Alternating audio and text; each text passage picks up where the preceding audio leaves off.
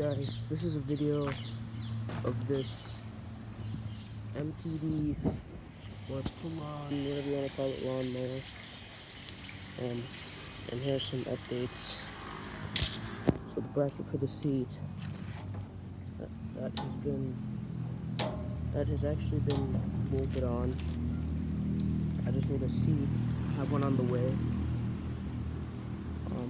The hood actually opens and closes. There are the brackets. I also got a dash collar, and the steering broke again. That keeps on happening repeatedly, and it's starting to annoy me. So yeah, thanks for watching. This was Cat 5. So see you next time.